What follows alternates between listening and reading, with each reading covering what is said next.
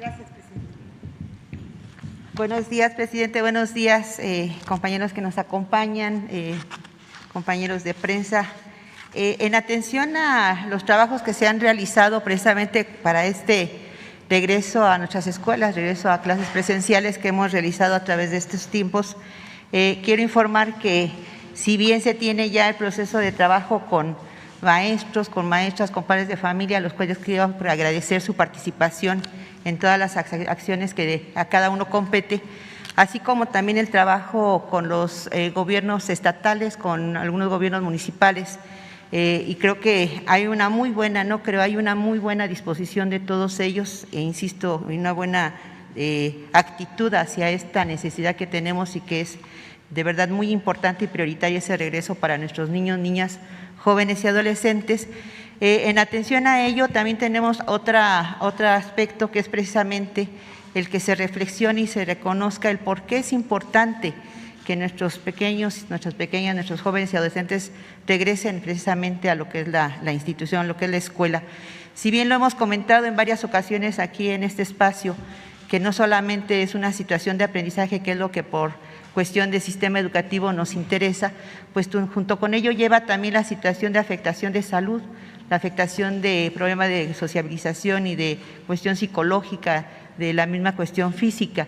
¿Y quién más que precisamente compañeros que han hecho estudios pues muy profesionales, con una visión quizás más amplia en lo que se refiere a lo que es el pequeño o el adolescente como ser humano, que son precisamente las instituciones que ahorita nos acompañan?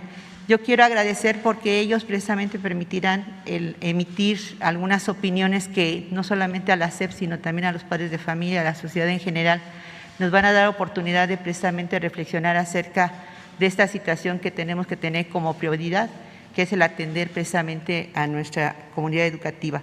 Por ello, agradezco al compañero Luis Fernando Carrera Castro, representante de la UNICEF en México. De verdad, muchas gracias. Ya tuvimos unas reuniones con él.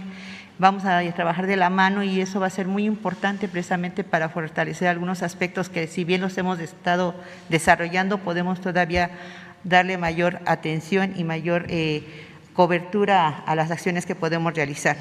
Así también agradezco mucho a nuestro compañero Alejandro Encinas, subsecretario de Gobernación. Muchas gracias. Él también ahorita nos va a compartir la información que creo es muy relevante e importante en lo que se refiere a la importancia de nuestros pequeños. Y Nayeli Ramírez Hernández, que es precisamente también nuestra presidenta de la Comisión de Derechos Humanos de la Ciudad de México, y que ella hizo una consulta muy interesante sobre precisamente la cuestión infantil a través de lo que le llamó Caminito de la Escuela, y que nos ha precisamente servido de referencia a nosotros como Secretaría para dar algunas alternativas de acciones tendientes precisamente a esa atención a nuestra comunidad escolar. Por ello, agradezco mucho y bueno, voy a ceder sin otro preámbulo la palabra para que nos puedan compartir sus experiencias y nos puedan compartir información que para nosotros y para la sociedad en general es muy valiosa. Muchas gracias.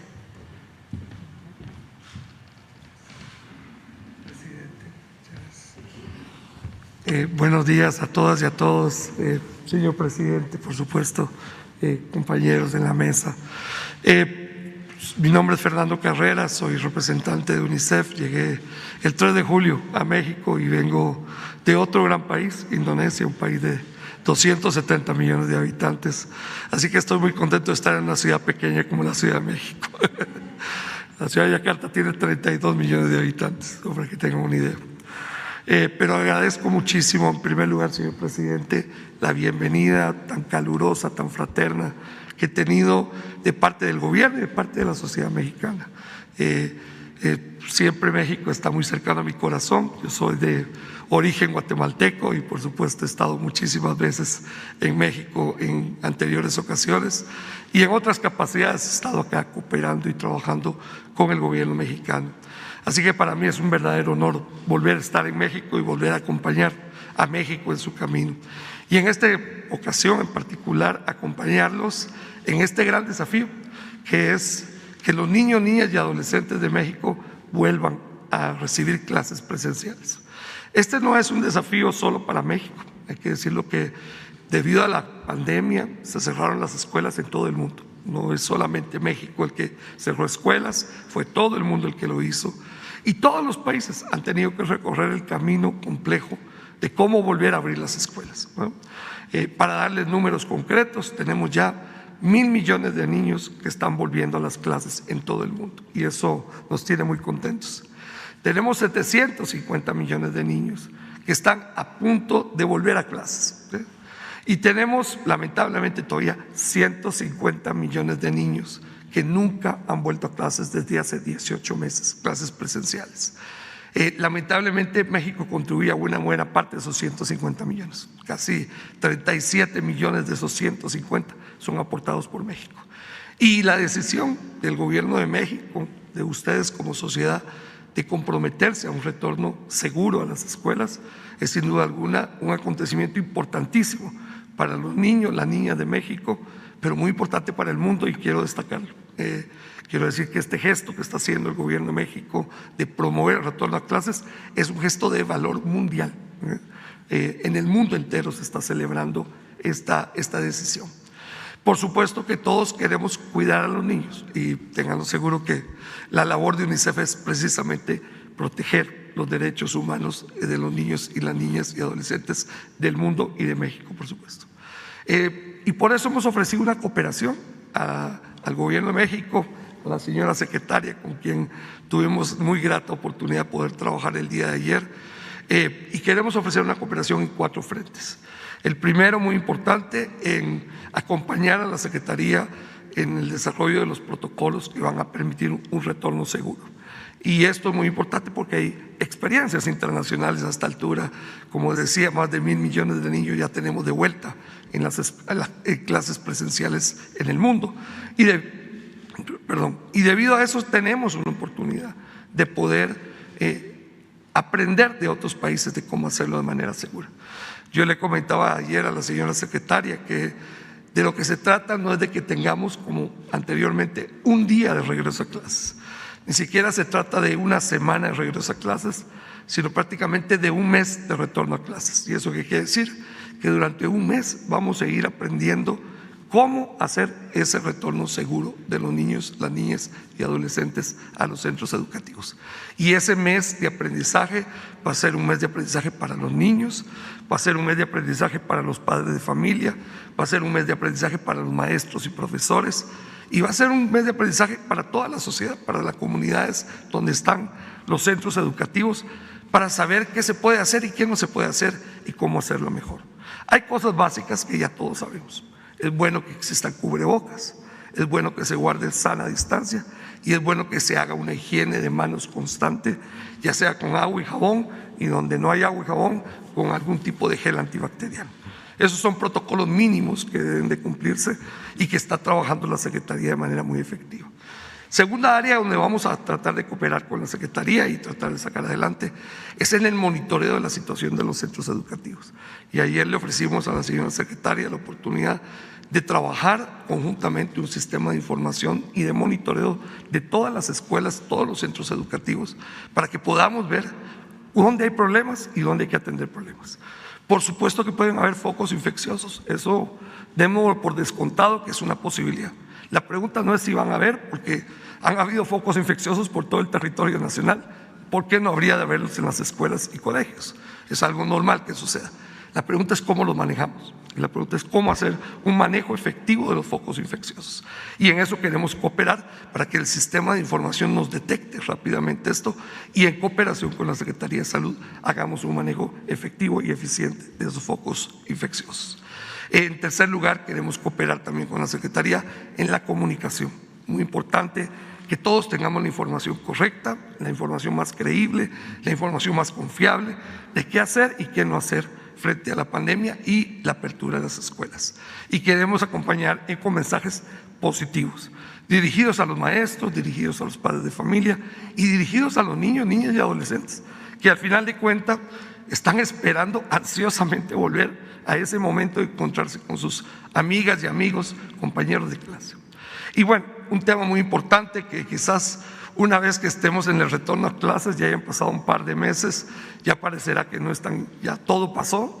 Bueno, ahí empieza el trabajo duro y vamos a trabajar duro con la Secretaría en recuperar aprendizajes. Eso es un tema muy importante. Se han perdido aprendizajes, por más que hemos hecho medidas remediales en el mundo entero, en todos los países del mundo, todos los niños del mundo han sufrido pérdidas de aprendizaje y tenemos que recuperar aprendizajes. Y lo segundo, que es muy importante, la señora secretaria lo tiene muy claro, por cierto, es que necesitamos recuperar la normalidad de salud mental para los niños y niñas. Han sufrido muchísimo en este periodo y eso es algo que no se habla, de lo cual no se dice mucho, pero ahora la presidenta de la Comisión de Derechos Humanos de la ciudad lo podrá explicar. Las voces de los niños, niñas y adolescentes son muy claros.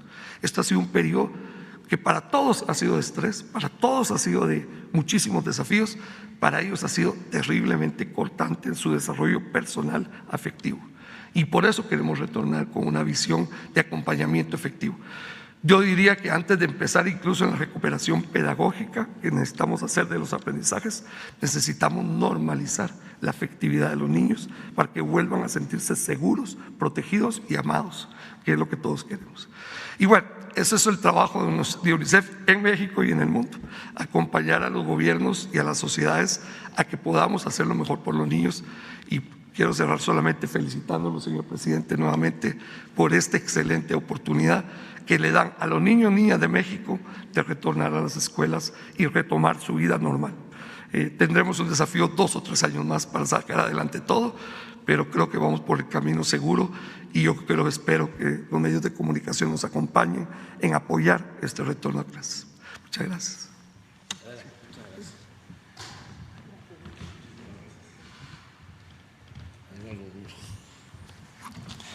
Con su autorización, señor presidente, muy buenos días tengan todas y todos ustedes.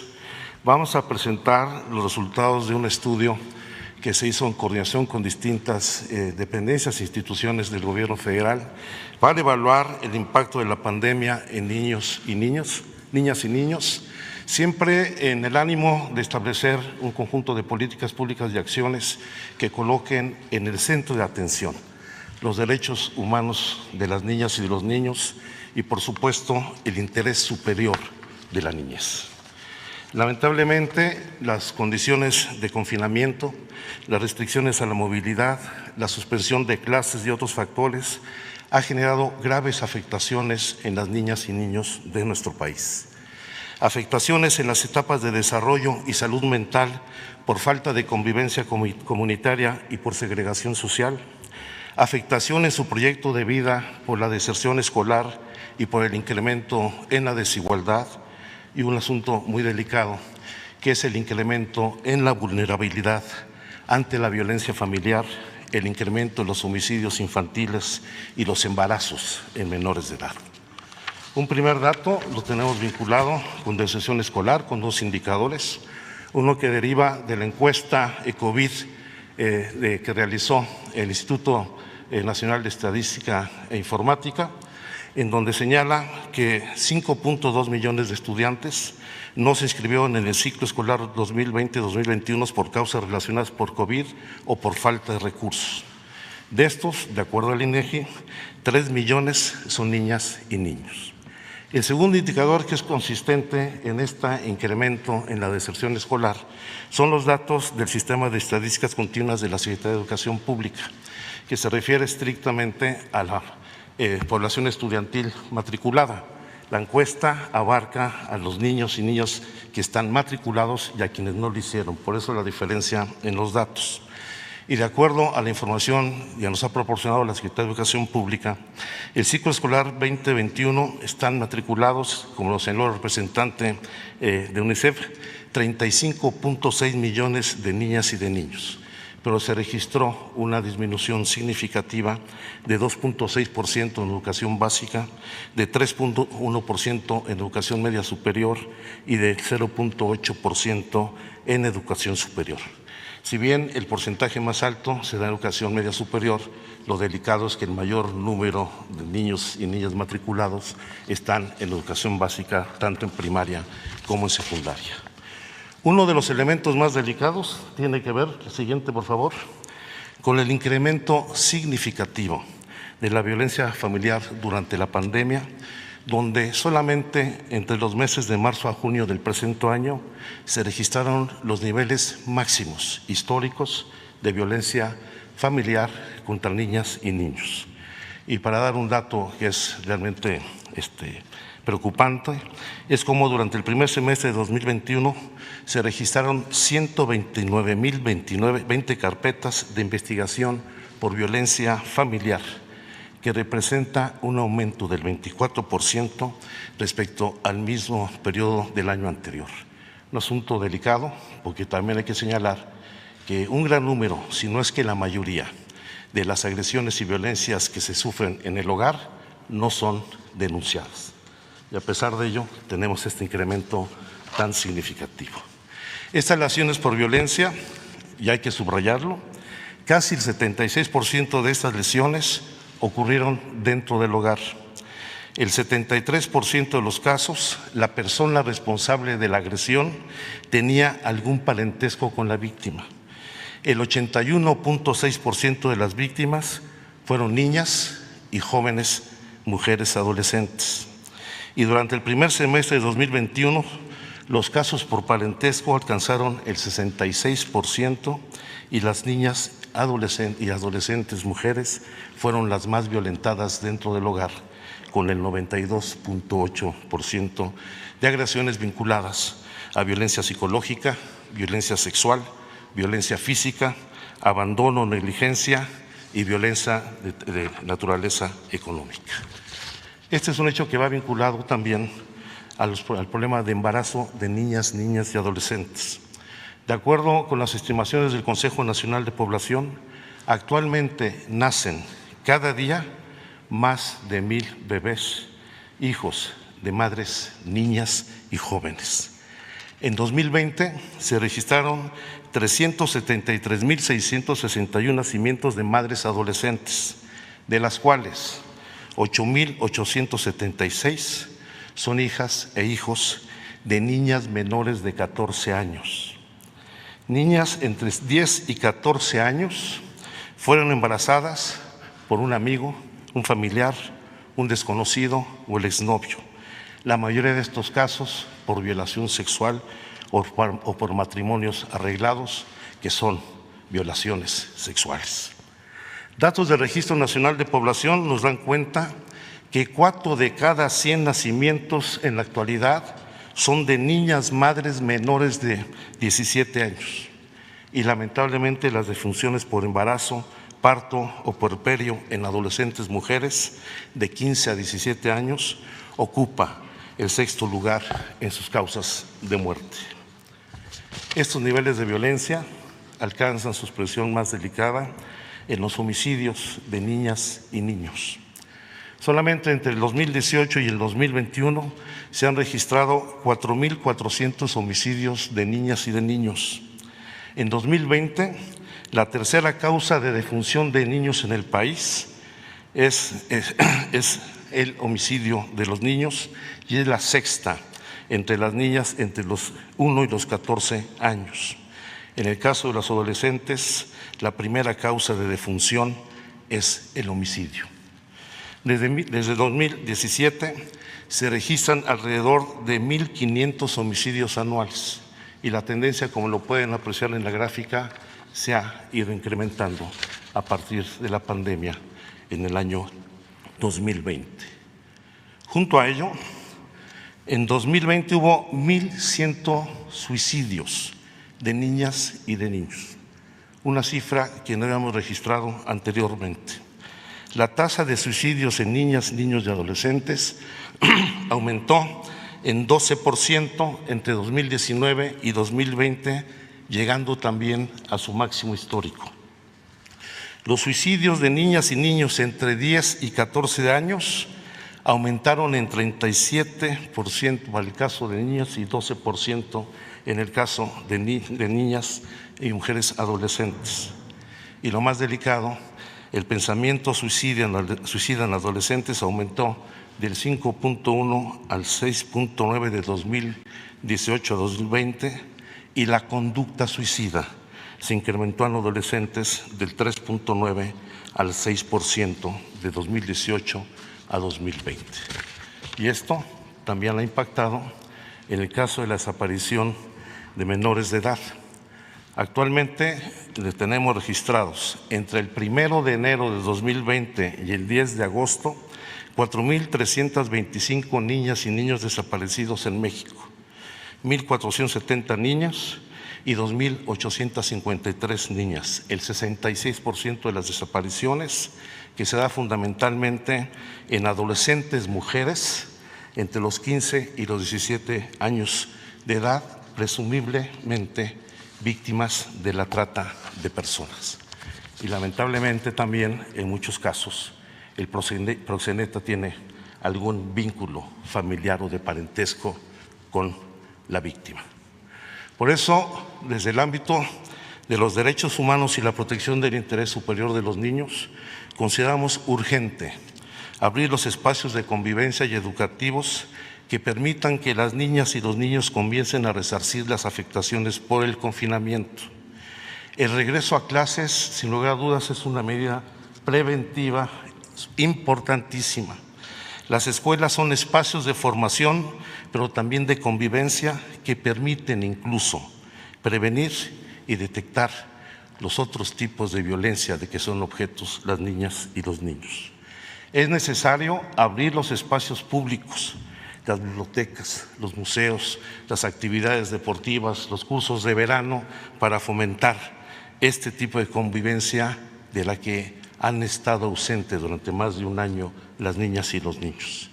Y junto con ello, tomar las medidas preventivas, lo decía el representante de UNICEF, la Secretaría de Educación, y hay que fortalecer las medidas preventivas sanitarias, incentivando el cuidado comunitario y el autocuidado de las niñas y niños. Hay que hacer una cultura de autocuidados en la niñez de nuestro país para evitar la propagación del virus. Es cuanto, señor presidente.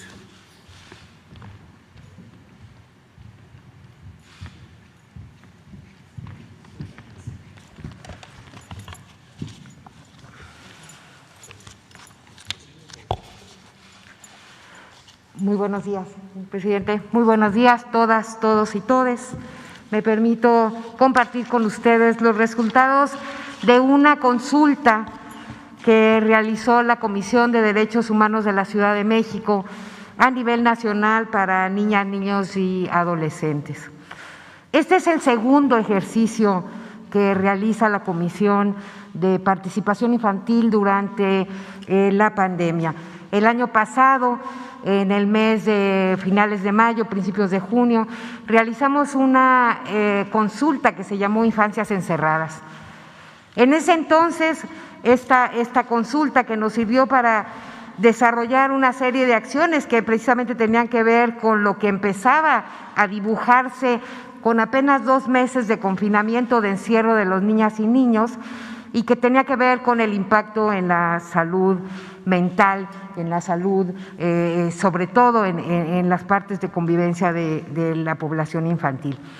En ese entonces, Infancias Encerradas, relativo a la escuela, nos planteaba, por ejemplo, que el 28% de los niños y las niñas pensaban que iban a regresar a la escuela en 2 meses. El 30% pensaba que iban a tardar un poquito más de 2 meses y el 40% no sabía cuándo regresaría. Han pasado 18 meses.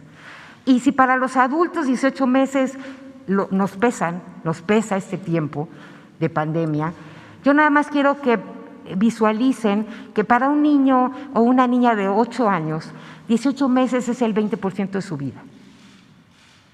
Eso es lo que han pasado en el encierro, eso es lo que han pasado esperando el retorno a la escuela.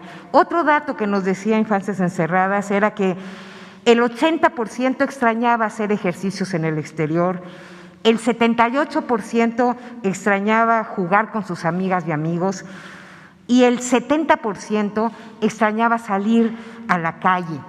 Imagínense ustedes, esto era en junio del año pasado, estamos empezando casi ya septiembre de este año y eso se ha ido acumulando en las niñas, los niños y los adolescentes. En esta ocasión, en el mes de julio, a partir de del primer ejercicio, la comisión decidió volver a convocar a otra consulta a nivel nacional que llamamos Caminito de la Escuela. En esta consulta participaron 37,764 niñas, niños y adolescentes de todo el país. Ellos entre los 5 años y los 17 años tuvieron la oportunidad de hacerlo en un cuestionario en línea. Y también participaron 267 niñas y niños en primera infancia, es decir, niños menores de 7 años, 10 años, mandándonos dibujos. Básicamente les pedimos dibujen cómo se sentirían, cómo se sienten con el regreso a clases, o el posible regreso a clases, y nos mandaron casi 300 dibujos que nosotros igualmente analizamos. El 37,9% de los que nos contestaron estaban en lo que se llama la edad normativa para primaria, es decir, de los 6 años de edad hasta los 11 años de edad. El 28,6% es en edad normativa para secundaria, de 12 a 14, y el 26,5% en nivel medio superior, es decir, de 15 a 17, y tuvimos una representación del 3% de niños en preescolar, o sea, niños de 5 años. El 2,4% de quienes nos contestaron refirieron tener alguna discapacidad. Y el 3% refirieron tener ellos hablar una lengua indígena o referir que en su casa o en alguna gente de su familia hablaba una lengua indígena.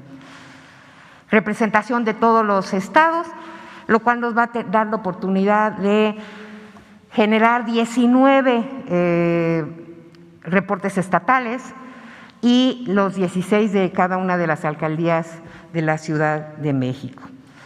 Como verán, la participación nos da, digamos, una consulta robusta, una consulta sólida, igual que lo fue Infancias Encerradas, en donde básicamente tenemos que la mayoría, el 83% de quienes contestaron la encuesta, nos refieren que en algún momento regresaron a las aulas. Acuérdense que en este país ha habido diversidad en los acercamientos, hubo un intento en mayo y en junio de regreso, y entonces el 83% nos contestó que en algún momento estuvo ahí. Aquí hay diferencias dependiendo de los estados, por ejemplo, la mayoría de ellos son de Jalisco, de San Luis Potosí, de Campeche, ¿no?, que son entidades que estuvieron, digamos, participando y que regresaron en algún momento a las aulas antes del cierre del ciclo escolar pasado. El 75% de los que se autoescriben como indígenas también refirieron que fueron a la escuela en algún que no habían ido a la escuela, es decir, hubo más niños de autoadscripción indígena que refirieron que en algún momento regresaron a la escuela, más que los niños y las niñas que no tienen autoadscripción indígena o que así no la refirieron. Yo daré algunos datos. Este tipo de análisis que les hago sobre edad, niños con discapacidad, autoadscripción indígena, género, lo van a poder encontrar con mayor detalle en el reporte a nivel nacional que ya está en disposición ahí en la comisión, pero déjenme darles algunos que creo que son los datos más relevantes. Quiero regresar a la escuela, eso era la pregunta, y 7 de cada 10 nos dijeron sí, sí quiero. 2 de cada 10 nos dijeron que no, y 1 de cada 10 no sabía si quería regresar o no, estaba indeciso. Si nosotros analizamos por nivel educativo, los niños y las niñas de primaria son los que más quieren regresar. Y los que menos quieren regresar, en menor proporción, no es que no, si tienen de todos modos proporción mayoritaria, son los adolescentes de educación media superior. Así vamos, y yo creo que es preocupante, dado los datos igual que nos está planteando y nos compartió el subsecretario Encinas. Hay que tener cuidado con la franja adolescente, y los niños a partir de estas cuestiones nos los están diciendo también. Las mujeres prefieren más, ligeramente, no mucho, pero sí ligeramente más que los varones regresar a la escuela. Sí, las mujeres queremos más regresar a la escuela un poquito más que los hombres. ¿Qué les hace feliz de regresar a la escuela?, les preguntamos. Y al 48% les hace feliz estar con sus amigas y sus amigos. Al 37% entender mejor lo que se les enseña. Al 26% que le den clases sus maestros o maestras. Y al 22% lo que les hace feliz, tan simple y llanamente, es salir de casa. Si lo vemos por nivel igual de escolaridad, en tipo de estos corchetes de edad, los niños y las niñas de preescolar les hace más feliz estar con amigos y entender mejor clases. Las adolescentes, estar con sus amigos es el primer lugar, igual que salir de casa. A los niños de secundaria, dejar de usar la computadora para aprender es de las cosas que les hace más feliz del regreso a clases. Los niños con discapacidad intelectual, por ejemplo, les hace feliz poder estar con sus amigos, y a los de discapacidad motriz múltiple y auditiva les hace feliz salir de casa. Les preguntamos también qué les preocupaba de volver a la escuela, y la mitad nos dice que las personas que estén en la escuela no usen cubrebocas. El 28% que vuelvan a cerrar la escuela. A otro 28% que ellos o cualquier otra persona se enferme de coronavirus, y al 18% no poder abrazar a sus amigos y a sus amigas. Cuando están, y es increíble, los niños de preescolar, la mayor incidencia está en la preocupación por no usar cubrebocas. Cuando estamos hablando, digamos, de niños de mayor edad, todas están preocupados porque se vuelva a cerrar la escuela en la parte de secundaria y en lugar de la escuela de nivel medio superior, es decir, que haya incertidumbre en volver al cierre. ¿Qué nos dicen los dibujos? Rápidamente, los dibujos que recibimos en un análisis que tiene que ver con el tipo de trazo, cómo se dibujaban, básicamente representan alegría. Se ven y se dibujan jugando entre ellos, hacen referencia mucho a actividades lúdicas al aire libre.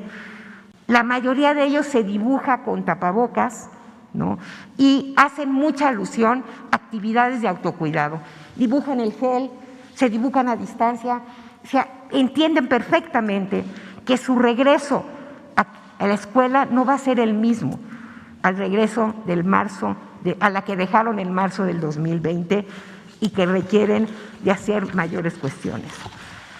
En este ejercicio que hicimos también convocamos a algunos grupos de consulta abierta, y aquí hay un ejemplo de cómo está la diferencia en términos de la comunidad escolar, es decir, una comunidad que está formada por niñas, niños y adolescentes, y también por maestros y también por padres de familia. Hay una diferencia en cómo están percibiendo el regreso a clases. En estas consultas, las consultas que tuvimos con niñas y niños eran consistentes con la encuesta y los dibujos, ¿no? Había más felicidad, emoción, ¿no?, que otro tipo de sentimientos, la expectativa de ver compañeros, de ver maestros emocionados, y sobre todo la parte de estrategias de autocuidado muy presentes en la visión de estos niños pequeños. Estamos hablando de niños de 4, 5, 6 años de edad. Por su parte, los docentes marcaban incertidumbre, temor, pero también felicidad y emoción por volver a clases, entusiasmo y disposición, y sobre todo demandaban también la ayuda en términos de manejo emocional, tanto para ellos como para poder trabajar con los niños y las niñas en este entorno. El hecho de claridad en cómo iban a regresar, eso fue lo que nos reportaron en estos grupos. Y por su parte, en otro camino, las madres, los padres y los responsables de crianza, la sensación que más nos reportaron fue de miedo, fue de incertidumbre, de preocupación, ¿no?, y básicamente la demanda de protocolos e información. ¿Qué nos deja en términos generales la consulta Caminito de la Escuela? Básicamente los niños y las niñas y los adolescentes de nuestro país tienen muy claro y viven las varias funciones de la escuela. De entrada, la función social, cuando demandan que lo que más quieren es estar con sus compañeros y lo necesitan. También la necesidad de cambiar las mecánicas de aprendizaje, ¿no? Sí, básicamente los pesos que tiene y ha tenido la educación a distancia. Nos demandan también el ver, y eso es importantísimo, la importancia del trabajo en contención y la claridad que tienen en cómo el regreso va a ser un regreso diferente. No podemos hablar de comunidad escolar y no podemos hablar de la escuela si no hablamos de todos los que están involucrados en la comunidad escolar. Y la discusión, y esta discusión se ha dado en muchos terrenos, dejando a un lado a quienes son un actor protagónico del regreso a clases, que son las niñas, los niños y los adolescentes. Respetar su derecho a participar y a que su opinión sea escuchada y tenida en cuenta es una obligación de las familias, de la sociedad y del Estado frente a cualquier decisión que los afecte. Por lo tanto, esperamos que estas voces, estas más de 40,000 voces de niñas, niños y adolescentes aporte no a una discusión si se regresa o no. Yo creo que los datos son contundentes. No sé, hay que regresar. Lo que tenemos que hacer es ver cómo regresamos. Muchas gracias.